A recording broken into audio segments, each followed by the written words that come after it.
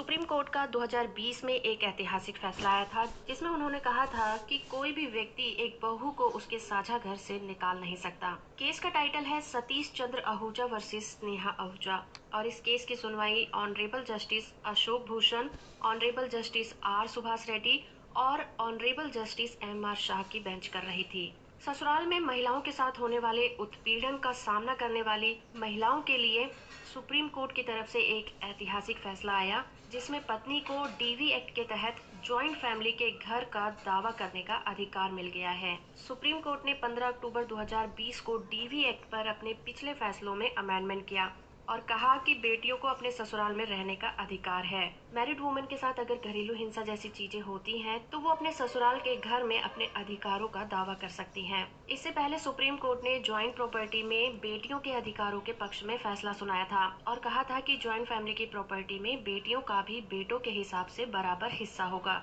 Justice Arun Mishra, justice S Nazeer और justice M R Shah की 3 जजों की बेंच ने ये फैसला सुनाया था और कहा था कि हिंदू सक्सेशन एक्ट 1956 के सेक्शन 6 में प्रोविजन के तहत अमेंडमेंट से पहले और बाद में पैदा हुई बेटियों को जॉइंट प्रॉपर्टी में बराबर का हिस्सेदार माना जाएगा। आइए समझ लीजिए कि जॉइंट प्रॉपर्टी होती क्या है। जॉइंट प्रॉपर्टी एक महिला के पति और उसके परिवार की एक जॉइंट प्रॉपर्टी होती है जिसमें पति एक उसका मेंबर होता है, जिसमें परिवार के किसी भी सदस्य की सेल्फ एक्वायर्ड प्रॉपर्टी शामिल नहीं होती। सुप्रीम कोर्ट ने अपने इस फैसले में कहा कि डीवी एक्ट के सेक्शन 2S में महिला जो कि घरेलू हिंसा से पीड़ित है उसको ससुराल की जॉइंट प्रॉपर्टी में रहने का अधिकार होगा और साथ ही उस महिला को सास की पैतृक संपत्ति में भी हिस्सा मिलेगा। इससे पहले भी सुप्रीम कोर्ट ने 2005 के आदेश में ये कहा था कि पत्नी केवल साझा घर की हकदार तभी होगी अगर पीड़ित व्यक्ति वहां रहता हो या फिर पास्ट में उसका उस घर से कोई घरेलू संबंध रहा था।